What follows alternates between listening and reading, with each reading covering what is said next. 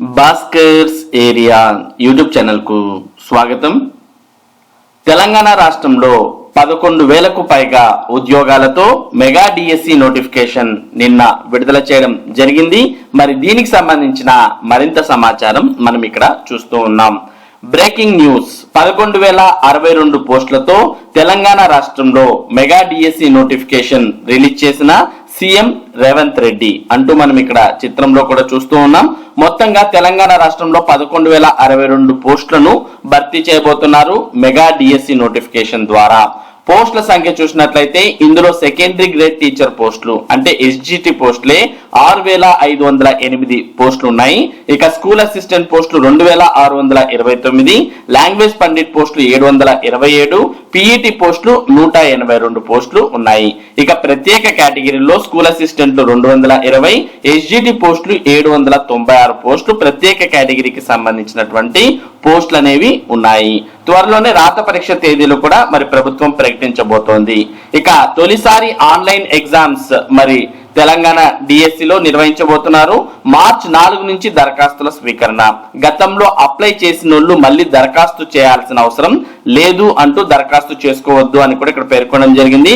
Already మరి Telangana notification డిఎస్సికి సంబంధించి విడుదలైంది. అప్పుడు చాలా మంది అభ్యర్థులు దరఖాస్తు చేసుకున్నారు. మరి ఆల్రెడీ దరఖాస్తు చేసుకున్నటువంటి వారు ఇప్పుడు దరఖాస్తు చేసుకోవాల్సిన అవసరం లేదు. ఆల్రెడీ దరఖాస్తు చేసినటువంటి దరఖాస్తుని పరిగణంలోకి తీసుకుంటారు. కాబట్టి మరి ఇప్పుడు కొత్తగా ఎవరైనా దరఖాస్తు చేయాలంటేనే అటువంటి వారు మరి మార్చి 4వ తేదీ నుంచి దరఖాస్తు చేసుకోవచ్చు. మరి దరఖాస్తు ఫీజు చూసినట్టయితే మార్చి 4 నుంచి దరఖాస్తుల స్వీకరణ, ఏప్రిల్ 3 చివరి తేదీ దరఖాస్తు చేయడానికి. దరఖాస్తు ఫీజు 1,000 రూపాయలుగా నిర్ణయించారు. దీనిని ఆన్లైన్ లో చెల్లించాల్సి ఉంటుంది. గతంలో దరఖాస్తు చేసుకున్న వారు మళ్ళీ దరఖాస్తు చేసుకోవాల్సిన అవసరం లేదు. తెలంగాణ రాష్ట్రంలో 11,062 ఉపాధ్యాయ పోస్టుల భర్తీకి నోటిఫికేషన్ ను ప్రభుత్వం జారీ చేసింది. మెగా డిఎస్సి నోటిఫికేషన్ ను సీఎం రేవంత్ రెడ్డి తన నివాసంలో విడుదల చేశారు. మార్చి 4 నుంచి ఏప్రిల్ 2 వరకు డిఎస్సి దరఖాస్తులను స్వీకరిస్తారు. దరఖాస్తు రుసుం 1,000 రూపాయలుగా ప్రభుత్వం నిర్ణయించింది. రాష్ట్ర వ్యాప్తంగా 11 పట్టణాల్లో ఆన్లైన్ లో పరీక్షలు నిర్వహించనున్నారు. దీనికి సంబంధించిన తేదీలను సర్కార్ త్వరలో ప్రకటించనుంది. గతంలో దరఖాస్తు చేసిన వాళ్ళు మళ్ళీ దరఖాస్తు చేయాల్సిన అవసరం లేదని, కొత్త డిఎస్సికి వాటిని పరిగణంలోకి తీసుకోనున్నారని గతేడాది సెప్టెంబర్ 6న 5,089 పోస్టులతో జారీ చేసిన డిఎస్సి ప్రకటనను రద్దు చేస్తూ నిన్న రాత్రి రాష్ట్ర ప్రభుత్వం ఉత్తర్వులు జారీ చేస్తుంది. పోస్టులను అదనంగా పెంచి తాజాగా నోటిఫికేషన్ ఇచ్చింది. మరి గత ప్రభుత్వం కేవలం 5,089 పోస్టులతో సెప్టెంబర్ 6వ తేదీన ఇచ్చినటువంటి నోటిఫికేషన్ ను ప్రస్తుతం ఉన్నటువంటి ప్రభుత్వం రద్దు చేసి మరి 5,000 ఉన్నటువంటి పోస్టులను 11,062కు పెంచుతూ మరి కొత్త నోటిఫికేషన్ ను ఇవ్వడం జరిగింది. మరి అభ్యర్థులు ఆల్రెడీ ఎవరైతే దరఖాస్తు చేశారో వారి యొక్క దరఖాస్తులు వృధా కాకుండా మరి అప్పుడు అప్లై చేసినటువంటి దరఖాస్తులను కూడా ఇప్పుడు పరిగణంలోకి తీసుకుంటాం. మరి మరలా వారు దరఖాస్తు చేయాల్సిన అవసరం లేదు అనే విషయాన్ని కూడా ఇక్కడ పేర్కొనడాన్ని మనం గమనించవచ్చు. కాబట్టి గతంలో దరఖాస్తు చేసినటువంటి వారు దరఖాస్తు చేయాల్సిన అవసరం లేదు. ఇప్పుడు కొత్తగా ఎవరైనా దరఖాస్తు చేయనటువంటి వారు ఉంటే వారు మార్చి 4వ తేదీ నుంచి ఏప్రిల్ 3వ తేదీ వరకు దరఖాస్తు చేసుకోవచ్చు. అంటే దాదాపు నెల రోజుల సమయం అనేది ఇవ్వడాన్ని మనం చూస్తూ ఉన్నాం. కాబట్టి దరఖాస్తు చేసుకోవడానికి నెల రోజుల సమయం ఉంది. ఇక పరీక్షకు సంబంధించినటువంటి తేదీలు త్వరలోనే వెల్లడిస్తామని కూడా ఇందులో పేర్కొన్నారు. ఇక ఏజ్ లిమిట్ చూస్తే 18 నుంచి 46 సంవత్సరాల మధ్య వయస్సు ఉన్నటువంటి వారు అర్హులు. ఇక ఎస్సీ, ఎస్టీ, బీసీ, ఈడబ్ల్యూఎస్ కు 5 ఏళ్ల సడలింపు. మరి ఏజ్ కూడా మరి నోటిఫికేషన్స్ గతంలో లేవు కాబట్టి 18 నుంచి 46 సంవత్సరాల వరకు ఓపెన్ కేటగిరీకి అవకాశం ఇవ్వడం జరిగింది. ఇక ఎస్సీ, ఎస్టీ, ఈడబ్ల్యూఎస్ వారికైతే మరో 5 ఏళ్లు అంటే దాదాపుగా 51 సంవత్సరాల వరకు మరి ఉన్నటువంటి వారు డిఎస్సి నోటిఫికేషన్ రాయవచ్చు. ఇక వికలాంగులైతే 10 ఏళ్ల వరకు సడలింపు. ఎక్స్ సర్వీస్ మెన్ కు 3 ఏళ్ల సడలింపు.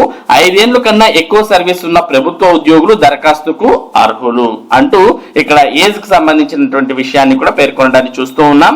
ఇక ఆన్లైన్ పరీక్ష, తొలిసారి డిఎస్సిని సిబిటి అనగా కంప్యూటర్ బేస్డ్ టెస్ట్ విధానంలో మరి ఎగ్జామ్స్ అనేవి నిర్వహించనున్నారు. ఇందుకోసం 11 సెంటర్లను ఏర్పాటు చేశారు. ఆ 11 సెంటర్ల పేర్లు మహబూబ్ నగర్, రంగారెడ్డి, హైదరాబాద్, మెదక్, నిజామాబాద్, ఆదిలాబాద్, కరీంనగర్, వరంగల్, ఖమ్మం, నల్గొండ, సంగారెడ్డి. మరి ఈ 11 కేంద్రాల్లో పరీక్షలు అనేవి ఆన్లైన్ విధానంలో జరగబోతున్నాయి. కాబట్టి ఎవరైతే తెలంగాణకు చెందినటువంటి వారై మరి అర్హత ఆసక్తి ఉన్నటువంటి వారు ఈ 11,062 ఉద్యోగాల మెగా డిఎస్సి నోటిఫికేషన్ కు దరఖాస్తు చేయవచ్చు. అది కూడా మరి గతంలో దరఖాస్తు చేయనటువంటి వారు మాత్రమే ఇప్పుడు చేసుకోవాలి. మరి దరఖాస్తు చేసుకోవడానికి ఫీజు 1000 రూపాయలు. మరి ఇది అసలు మెగా డిఎస్సి అంటే అని మరి ఆంధ్రప్రదేశ్ లో ఉన్నటువంటి అభ్యర్థులంతా కూడా అనుకునే విధంగా తెలంగాణ రాష్ట్రంలో మెగా డిఎస్సి నోటిఫికేషన్ అనేది విడుదలైంది. అట్లీస్ట్ 10,000కు పైగా పోస్టులు ఉంటేనే దాన్ని మెగా డిఎస్సి అని పేర్కొనడం జరుగుతుంది అని అభ్యర్థులంతా కూడా అనుకుంటున్నారు. కానీ ఆంధ్రప్రదేశ్ రాష్ట్రంలో మాత్రం కేవలం 6,100 పోస్టులు విడుదల చేసి మరి అభ్యర్థులను ప్రభుత్వం నిరుత్సాహపరిచింది. దానికి సంబంధించినటువంటి సమాచారాన్ని కూడా మనం ఇక్కడ చూస్తూ ఉన్నాం. అది మెగా డిఎస్సి అంటే మరి ఆంధ్రప్రదేశ్ లో ఇచ్చింది దగా డిఎస్సి అంటూ ఇక్కడ సమాచారాన్ని చూస్తూ ఉన్నాం. మరి తెలంగాణలో 11,000 పోస్టులతో డిఎస్సి నోటిఫికేషన్, ఏపీ కంటే బడులు పోస్టులు తక్కువే అయినా కూడా తెలంగాణలో ఎక్కువ పోస్టులతో నోటిఫికేషన్, రాష్ట్రంలో మాత్రం 6,100 పోస్టులకే ప్రకటన. ప్రపంచ బ్యాంక్ రుణం కోసం ఖాళీల దాచివేత. అలా ఎలా? తెలంగాణలో 11,062 పోస్టులతో మెగా డిఎస్సి పరీక్షలకు సన్నద్ధమయ్యేందుకు సరిపోయేంత సమయం ఉంది. అప్రెంటిషిప్ లేదు. ఏపీలో 2019 ఎన్నికలకు ముందు 23,000 ఉపాధ్యాయ ఖాళీలు ఉన్నాయన్న జగన్ ఇప్పుడు ఎన్నికలకు ముందు కేవలం 6,100 పోస్టులతో డిఎస్సి సన్నద్ధమయ్యేందుకు సమయం లేకుండా నిర్వహణ. 2 ఏళ్ల పాటు వెట్టి చాకరీ చేసి అప్రెంటిషిప్ విధానంతో నిరుద్యోగులకు షాక్. ఇదో పెద్ద జగన్ నాటకం. తెలంగాణలో ప్రభుత్వ పాఠశాలలు 29,571 ఉండగా వీటిలో చదివే విద్యార్థులు 28 లక్షలు. అక్కడ ఒకేసారి 11,000కు పైగా ఉపాధ్యాయ ఖాళీల భర్తీకి ప్రభుత్వం మెగా డిఎస్సి ప్రకటించింది. 2017లో 8,792 పోస్టులు భర్తీ చేశారు. ఇవి కాకుండా గురుకులాల్లో 9 ఏళ్లలో 3 విడతల్లో 27,000 బోధనా పోస్టులు నియామకాలు చేశారు. ఏపీలో ప్రభుత్వ పాఠశాలలు 44,426 ఉండగా వీటిలో చదివే విద్యార్థులు 38.25 లక్షల మంది. తెదేపా హయాంలో 18,000కు పైగా పోస్టులతో 2 డిఎస్సీలు వేశారు. జగన్ సర్కార్ 5 ఏళ్లకు కలిపి 6,100 పోస్టులని ప్రకటించింది. తెలంగాణ కంటే ఏపీలో బడులు విద్యార్థులు ఎక్కువే. అలాంటప్పుడు ఖాళీలు పెరగాలి కదా. ప్రపంచ బ్యాంక్ రుణం కోసం ఈ ప్రభుత్వం ఆడుతున్న జగన్ నాటకంలో పోస్టులు ఆవిరైపోతున్నాయి. పొరుగునున్న తెలంగాణ రాష్ట్రంలో ఉపాధ్యాయ ఖాళీలను వెతికి మరీ భర్తీ చేస్తుంటే మన రాష్ట్రంలో మాత్రం జగన్ సర్కార్ ఉన్న ఖాళీలను దాచేసి నిరుద్యోగులను మోసగిస్తోంది. ఏపీ ప్రభుత్వం ఈ 4.5 ఏళ్లలో ఏటా డిఎస్సి నిర్వహించిందా అంటే అది లేదు. రాబోయే నెలల్లో 10,000 విరివిగా ఉంటాయి. కానీ ప్రభుత్వం 6,100 పోస్టులకు డిఎస్సి ఇచ్చి ఇక ఖాళీలు లేవంటూ చదువుపై పెట్టే ప్రతి పైసాను పెట్టుబడిగా భావిస్తానని, ప్రభుత్వ బడుల్లో చదివే విద్యార్థులు ప్రపంచ స్థాయిలో పోటీ పడాలని సీఎం జగన్ తరచూ సభల్లో ఊదురుగొడుతూ ఉంటారు. పాఠాలు చెప్పేందుకు ఉపాధ్యాయులు లేకపోతే గ్లోబల్ విద్యార్థులు ఎలా తయారవుతారు? ఉపాధ్యాయ పోస్టుల భర్తీ పెట్టుబడి కాదా అంటూ ఇక్కడ ప్రశ్నిస్తున్నారు.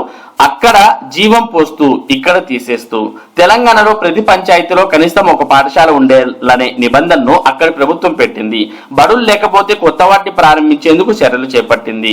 పేద పిల్లలకు బడులను ఇంటికి సమీపంలో ఉంచేలా చూస్తోంది. ఏపీలో వైకాపా ప్రభుత్వం బడుల నిర్వహణలోని రివర్స్ విధానం పాటిస్తోంది. ప్రాథమిక పాఠశాలల నుంచి 3, 4, 5 తరగతులను కిలోమీటర్ దూరంలోని ప్రాథమికోన్నత ఉన్నత పాఠశాలలకు తరలించింది. ప్రాథమిక బడుల్లో విద్యార్థులు తగ్గిపోయి వాటికి అవే మూతపడుతున్నాయి. ఇలా రాష్ట్ర వ్యాప్తంగా 587 ప్రభుత్వ బడులు మూతపడ్డాయి. విలీనం కారణంగా 118 బడులకు తాళాలు వేశారు. రాష్ట్రంలో ఏకోపాధ్యాయ బడుల సంఖ్య 9,602కు పెరిగింది. మూతపడుతున్న వాటిలో ఎక్కువగా ఎస్సీ కాలనీ, ఎస్టీ ఆవాసాల్లో ఉన్నవే. ఇదే పరిస్థితి కొనసాగితే ఎస్సీలు, గిరిజనులకు ప్రాథమిక విద్య దూరం అవుతుంది. ఇంత జరుగుతున్న జగన్ సర్కార్ మాత్రం 3వ తరగతి నుంచి సబ్జెక్ట్ టీచర్తో బోధించానంటూ గోబెల్స్ ను మించి ప్రచారం చేస్తోంది. మంత్రి బుకాయిస్తే ఉపాధ్యాయ ఖాళీలపై విద్యాశాఖ మంత్రి బొత్స ఒక్కసారి ఒక్కో ప్రకటన చేస్తూ బుకాయించారు. ప్రభుత్వ పాఠశాలల్లో 771 పోస్టులే ఖాళీగా ఉన్నాయని, 10వ వయసు 62 ఏళ్లకు పెంచడం వల్ల ఖాళీలు రాలేదని గతేడాది మార్చి 20న శాసన మండలిలో ప్రకటించారు. తర్వాత గతేడాది సెప్టెంబర్ 22న 8,366 పోస్టులు అవసరమని, వాటి భర్తీకి చర్యలు తీసుకుంటామని ప్రశ్నోత్తరాల్లో సమాచారం ఇచ్చారు. ఈ సమయంలోనే లిఖితపూర్వకంగా ఇచ్చిన సమాధానంలో 1,88,162 పోస్టులుంటే పనిచేస్తున్న వారు 1,69,642 ఉన్నట్లు పేర్కొన్నారు. ఇటీవల డిఎస్సి ప్రకటన సమయంలో 6,100 పోస్టులు ప్రకటించి ఏప్రిల్ వరకు వచ్చే ఖాళీలన్నీ కలిపితేనే ఈ పోస్టులు వచ్చాయని అన్నారు. మంత్రి బొత్స చేసిన ప్రకటనలో ఒకదాంతో మరొక దానికి సంబంధమే లేదు. ఎన్నికలకు నెల ముందు డిఎస్సి వేసి సమయం ఇవ్వకుండా నిరుద్యోగులను చిత్రహింసలు పెడుతున్నారు. మరి ఆంధ్రప్రదేశ్ రాష్ట్రంలో డిఎస్సి నోటిఫికేషన్ విడుదల చేసినప్పటికీ తగినటువంటి సమయం లేకుండా మరి నోటిఫికేషన్ ఇచ్చి అభ్యర్థులు సన్నద్ధం అవడానికి కూడా సమయం ఇవ్వకుండా ప్రభుత్వం మొండిగా మరి ఇప్పటికే టెట్ పరీక్షలు నిర్వహిస్తూ ఉంది. మరి రానున్న రోజుల్లో డిఎస్సి పరీక్షలు కూడా మరి ఇచ్చినటువంటి షెడ్యూల్ ప్రకారమే నిర్వహించాలి అని చూస్తోంది. అసలు ఈ డిఎస్సి నోటిఫికేషన్ నిరుద్యోగుల కోసం ఇచ్చిందా లేదా ప్రభుత్వం తన యొక్క సొంత లబ్ధి కోసం ఇచ్చిందా అనేది మరి మనకు క్లియర్ గా అర్థమైపోతోంది. ఇక ఏపీ టెట్ పరీక్షలు కూడా మరోపక్క జరుగుతూ ఉన్నాయి. మరి ఆ పరీక్షలకు సంబంధించి 87.48% మంది హాజరయ్యారు. ఉపాధ్యాయ అర్హత పరీక్షకు 87.48% మంది హాజరు. ఏపీలో నిర్వహిస్తున్న ఉపాధ్యాయ అర్హత పరీక్ష 3వ రోజు విజయవంతంగా ముగిసినట్లు పాఠశాల విద్యాశాఖ కమిషనర్ ఎస్ సురేష్ కుమార్ తెలిపారు. గురువారం పేపర్ 1A పరీక్షకు రాష్ట్ర వ్యాప్తంగా 87% మంది హాజరవగా కర్నూలు జిల్లా నుంచి అత్యధికంగా 98% మంది హాజరైనట్లు చెప్పారు. అభ్యర్థులు తమ హాల్ టికెట్లను చివరి క్షణంలో కాకుండా పరీక్ష తేదీకి వీలైనంత ముందుగా డౌన్లోడ్ చేసుకుని వివరాలను పరిశీలించుకోవాలని అన్నారు. ఏవైనా తప్పులు ఉన్నట్లయితే వెంటనే జిల్లా విద్యాశాఖాధికారిని సంప్రదించాలని సూచించారు. ఇక నేటి నుంచి ఇంటర్ పరీక్షలు ప్రారంభం. హాజరు కానున్న 10,52,221 మంది విద్యార్థులు 1,559 సెంటర్లను సిద్ధం చేసిన ఇంటర్ బోర్డు రాష్ట్రంలో శుక్రవారం నుంచి ప్రారంభమయ్యే ఇంటర్మీడియట్ వార్షిక పరీక్షలకు బోర్డు విస్తృత ఏర్పాట్లు చేసింది. ఉదయం 9 నుంచి 12 గంటల వరకు పరీక్షలు నిర్వహించనున్నారు. అయితే 8:45 గంటల కల్లా విద్యార్థులు పరీక్షా హాల్లో ఉండాలి.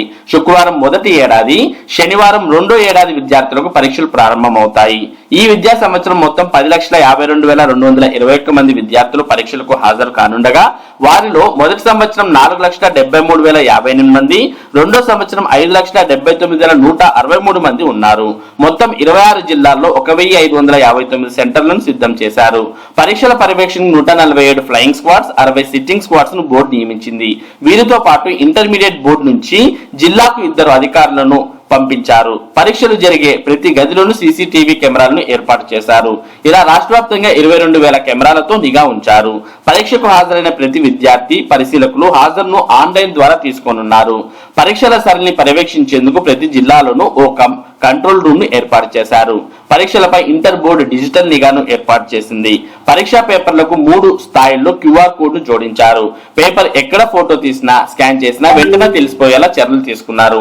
దివ్యాంగ విద్యార్థులకు గ్రౌండ్ ఫ్లోర్ లోనే సెంటర్లను కేటాయించడంతో పాటు వీరికి మరో గంట అదనపు సమయం పరీక్ష రాసేందుకు సహాయకులను అందుబాటులో ఉంచినట్టు ఇంటర్ విద్యా కమిషనర్ సౌరభ్ గౌర్ తెలిపారు. కాగా పరీక్షలు ముగిసేంత వరకు తాడేపల్లిలోని ఇంటర్ విద్యా కార్యాలయంలో ప్రత్యేక కంట్రోల్ రూమ్ ను ఏర్పాటు చేశారు.